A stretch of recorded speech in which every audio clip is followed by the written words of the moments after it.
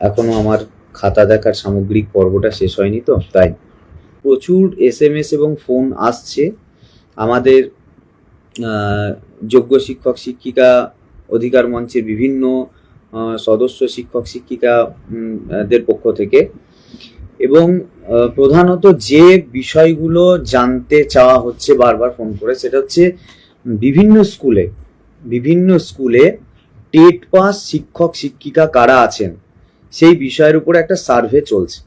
তো সেই সার্ভেটাই তাতে আমাদের SLST 2016 যারা আছি আমরা প্রত্যেককেই জানি যে টিচার এলিজিবিলিটি টেস্ট সেটা কিন্তু 2016 SLSTর কারণ নেওয়া হয়নি।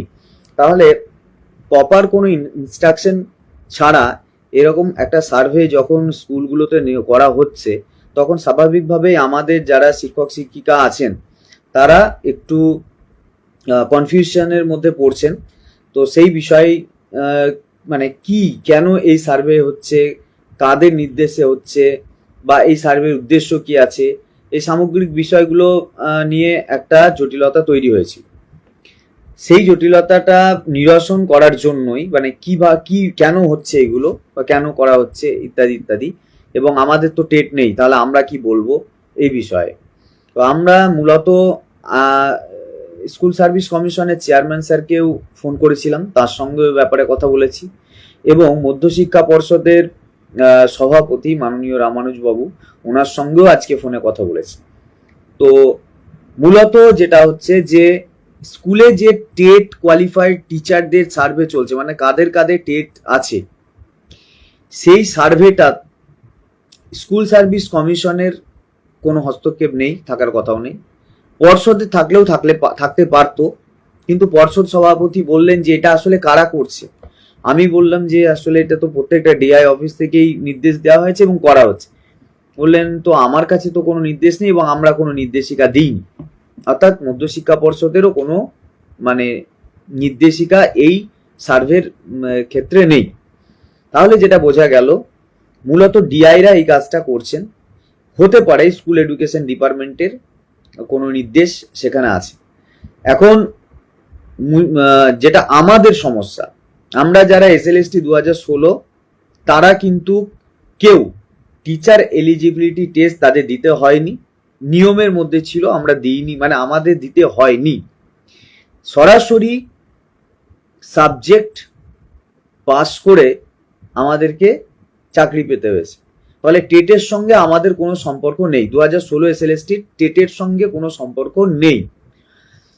এবার এমন আমাদের অনেক টিচার আমরা আছি যারা হয়তো আপার প্রাইমারি টেট কোয়ালিফাইড, যারা হয়তো অনেকেই আছে যারা 11 সালের টেট কোয়ালিফাইড, কিন্তু 2016 SLSTতে যেহেতু টেট ছিল না, তাই আমরা বিনা টেটে সরাসরি সাবজেক্ট দিয়ে চাকরি পেয়েছি। তো সেক্ষেত্রে আমাদের টেটের প্রয়োজন কিন্তু আমাদের নেই, মানে টেট নেই এবং সার্ভে আসছে, ফলে আমাদের ভয় খাওয়ার কোনো প্রয়োজন নেই যে টেট নেই তাহলে আমরা কি বলবো।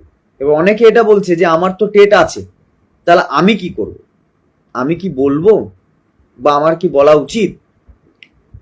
যেহেতু আমরা 2016 SLST, তাই টেট পাসের সঙ্গে আমাদের কোনো সম্পর্ক নেই, তাহলে আমি বলবো কি বলবো না, মানে আমার টেট আছে মানে অন্য কোনো ভাবে আপার প্রাইমারি বা তার আগে পাস করা সার্টিফিকেট আমার আছে, সেটা আমি বলবো কি বলবো না, সেটা তো আমাদের ব্যক্তিগত জায়গা থেকেই একটা ডিসিশন নিতে হবে, সেটা আমরা কেউ বলতে পারি না।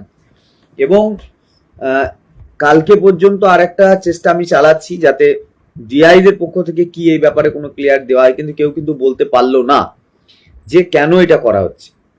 যতগুলো আমি খবর নেওয়ার চেষ্টা করছি, এবং পর্ষদ বলেছে যে আমি আরেকবার জানার চেষ্টা করছি, জানতে পারলে আমি তোমাকে বলবো। তো আজকে দিনটা আমি আর একটু অপেক্ষা করছি এই বিষয়টাতে। তবে যেহেতু আমাদের চাকরির সঙ্গে টেটের সম্পর্ক নেই, তাই আমি ব্যক্তিগতভাবে তো দিইনি, দেওয়ার প্রয়োজন মনে করিনি। এবং যাদের আছে তারা যদি মনে করে আমি দেব, তাহলে সেটা তারা দিতে পারে। কিন্তু আমার যেহেতু সার্ভিসের সঙ্গে টেটের সম্পর্ক নেই, তাহলে আমার দেওয়াটা মানে আদৌ আমার দেওয়াটা উচিত কিনা সেটা ব্যক্তিগত সিদ্ধান্ত তো নিতেই হবে। আমার মনে হয় যে আমি যদি আমার দেওয়ার জায়গা থাকতো তাহলে আমি তো বললাম আমি দেব না, কারণ আমি বলেছি নেই। এই কারণে নেই বলেছি যেহেতু আমার সার্ভিসের সঙ্গে টেটের সম্পর্ক নেই, তা আমি সরাসরি বলে দিয়েছি নেই। তাই যেটা ব্যাপার, এটা নিয়ে কনফিউশনের কোনো জায়গা নেই। হতে পারে স্কুল এডুকেশন ডিপার্টমেন্ট একটা জেনারেল সার্ভে করছে কাদের কাদের টেট আছে। বেসিক্যালি এই টেটের ব্যাপারটা 8 পর্যন্ত সীমাবদ্ধ, অর্থাৎ আপার প্রাইমারি লেভেলের মধ্যেই সীমাবদ্ধ। এখনো পর্যন্ত আমাদের এইগুলোতে দেওয়ার মানে 9, 10 বা 11, 12-এর ক্ষেত্রে টেটের সম্পর্কটা ছিল না, সেটা আমাকে চেয়ারম্যান স্যারও বললেন যে সেখানে তোমাদের তো অসুবিধা নেই, তোমরা এই ব্যাপারটা নিয়ে ভাবছো কেন। তো আমি বললাম যে বলছি কে করছে আমরা জানি না। পর্ষদও তাই বললো আমাদের পক্ষ থেকে কোনো ইনস্ট্রাকশন নেই, আমরা করছি না, আমরা একটু জানার চেষ্টা করছি কে করছে। তাহলে মূলত হতে পারে যে স্কুল এডুকেশন ডিপার্টমেন্টের নির্দেশেই হচ্ছে হয়তো, তা নাহলে প্রত্যেকটা ডিআই একই রকম কাজ নিশ্চয়ই করতো না, তো হচ্ছে হয়তো। এবার ওদের কি উদ্দেশ্যে তারা করছে আমরা কিন্তু জানি না। তো এই যেহেতু আমরা উদ্দেশ্যটা জানি না, তাই আমরা আর আমাদের সার্ভিসের সঙ্গে ব্যাপারটা সংযুক্তও নয়, সেই জন্য আমি ব্যক্তিগতভাবে দিতে মানে ইচ্ছুক নই, যেহেতু আমার সঙ্গে টেটের সম্পর্ক নেই। তাই এটা আপনাদের প্রত্যেককে এই সিদ্ধান্ত নিতে হবে যে আপনারা দেবেন কি দেবেন না। যদি মনে করেন দেওয়া উচিত তাহলে আপনারা দিতে পারেন, যদি মনে করেন আমার তো চাকরির সঙ্গে টেটের সম্পর্ক নেই যেটা আমি ভাবছি, তো আমি দিইনি। কারণ আমি তো আর আপার প্রাইমারিতে চাকরি করতে আসিনি।